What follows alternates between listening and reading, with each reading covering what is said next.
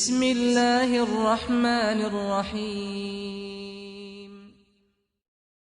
The fifth most common question asked by the non-Muslim is, why does Islam allow a Muslim man who have more than one wife? What does Islam say? Allah says in the Quran, in Surah Nisa, chapter number 4, verse number 3, marry women of your choice in 2s, 3s or 4s. But if you can't do justice, marry only one. Quran says, marry women of your choice in 2s, 3s or 4s. But if you can't do justice, marry only one. That means only if you can do justice can you marry 2, 3 or 4, otherwise marry only one. Quran also says in Surah Nisa chapter 4 verse 129, it is difficult to be just between your wives, but don't turn away from them altogether. Many people think it is compulsory in Islam that you should have 4 wives. It is not compulsory in Islam to have 4 wives. It is optional. Marrying more than one woman is optional in Islam. It is mubah. But if you marry more than one woman, and if you don't do justice, then you're in problem. So if you marry more than one woman, you should be able to do justice between them. Let us analyze what are the logical reasons why Islam permits a Muslim man to have more than one wife. By nature we know males and females are born in equal proportion. But in the pediatric age itself, you ask any medical doctor, he will tell you that medically the female sex is the stronger sex. The female child has more immunity than a male child. The female child can fight the germs and diseases much better than the male child. So in pediatric age itself, there are more deaths among the male children as compared to female children. So in the pediatric age itself, there are more females as compared to males. There are wars taking place. In the wars, there are more men who are being killed as compared to women. As life goes on, deaths take place due to accidents, due to alcoholism, due to drug addiction, due to disease. In all these cases, more males are dying as compared to females. And today's statistics tell us that the average span of a woman is much more than the average span of a man. Today, there are more females in the world as compared to males. In some third world countries, like India, where I come from, the female population is less than the male population. And the reason is because of female infanticide and female feticide. There's a program by the name Let Her Die, under the banner Assignment. It came on BBC, where a British reporter by the name of Emily Beckenin, she says that every day more than 3,000 fetuses are being aborted after they identified that they're females. In India alone, more than 3,000 fetuses are being aborted after they identified that they're females.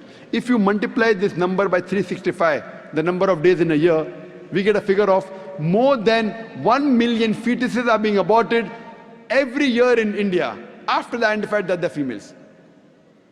And according to the report of the government hospital of Tamil Nadu, out of 10 females born alive, 4 are put to death. If this evil practice of female infanticide and female feticide stops in India, even in India, in a few decades, the female population will outnumber the male population. Today when we analyze throughout the world, there are more females as compared to males. In New York alone, there are 1 million females more than males. In USA alone, there are 7.8 million females more than males. In UK alone, there are 4 million females more than males. In Germany alone, there are 5 million females more than males. In Russia alone, there are 9 million females more than males. And God alone knows how many millions of females are more than the males throughout the world. If I agree with a non-Muslim that every man should marry only one woman, and suppose my sister or suppose your sister happens to live in USA, and if the market is saturated, every woman has found a life partner for herself. Yet, there will be 7.8 million females who will not find husbands. And if, unfortunately, your sister or my sister happens to live in USA, and if she's amongst one of those 7.8 million females who has not found a husband, what's the option she has? The only option she has is that she either marries a man who already has a wife, or she becomes public property. Public property? Many people say, Dr. Zakir Naik, such a harsh word. It is the most sophisticated word I can use. I cannot think of a better word. There's no option. She either marries a man who already has a wife or becomes public property. In America, having mistresses is very common.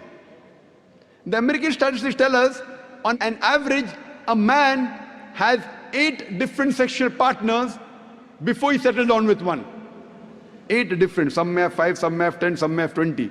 8 different sexual partners before he marries. After marriage, how many he has, the statistics doesn't say that. But before he marries, he has on an average 8 different sexual partners. Having mistresses in America is common, no problem. 10, 20, no problem. Having 2 wives doesn't go down the throat. You know, when a woman becomes the second wife of a man, she gets honor, she gets a right. She lives a very peaceful life, with grace, with honor, with all her rights. And when a woman is a mistress, she doesn't get her rights, she has no protection, she leads a life of disgrace. Therefore, Islam permits some men to have more than one wife to protect the woman. And I do agree, if someone tells me that no woman would like to share the husband, I agree with them. I don't argue. I agree with you that no woman under normal circumstances would like to share the husband. But the Islamic Sharia says, let a small loss take place to prevent a big loss. That means a good Muslimah who knows the situation of the world would not mind sharing a husband to prevent her sister from becoming a public property. You ask any modest woman, would she prefer becoming the wife of a man who already has a wife or becoming public property? Any modest woman would choose the first one.